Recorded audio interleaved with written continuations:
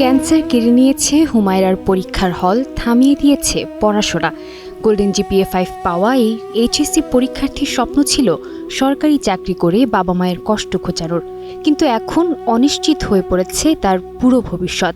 আমার অনেক স্বপ্ন ছিল, আমি পড়াশোনা করে মানুষের মতো মানুষ হব, অনেক বড় হব, সরকারি চাকরি করব, আমার বাবা মার কষ্ট দূর করব, কিন্তু আমি তো পড়াশোনা করতে পারতেছি না।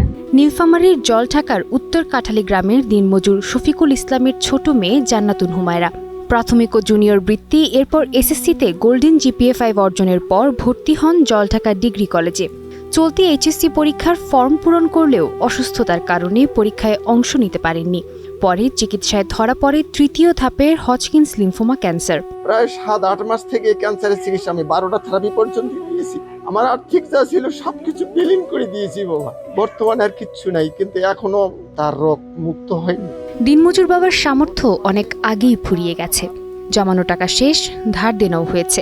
চিকিৎসকেরা এখন দেশের বাইরে উন্নত চিকিৎসার পরামর্শ দিলেও অর্থাভাবে সেই পথও প্রায় বন্ধ।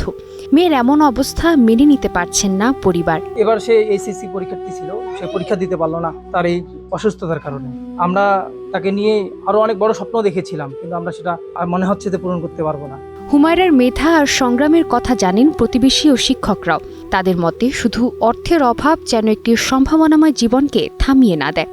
তারা বলছেন, সরকারি বেসরকারি প্রতিষ্ঠান ও সমাজের সামর্থ্যবান মানুষ এগিয়ে এলে আবারও স্বাভাবিক জীবনে ফিরতে পারে এই শিক্ষার্থী। যেহেতু প্রতিভাবান হুমায়রা, তো আমরা চাচ্ছি যেন সমাজসেবা অধিদপ্তর বা বড় অধিদপ্তর আছে, তারা যেন সাহায্যের হাত বাড়াই দেয়, আমাদের প্রতিভাকে আমাদের মাঝে যেন ফিরাই দেয়। একজন মেধাবী শিক্ষার্থীর স্বপ্ন আজ টিকে আছে চিকিৎসার উপর, আর সেই চিকিৎসা নির্ভর করছে মানুষের সহমর্মিতার উপর।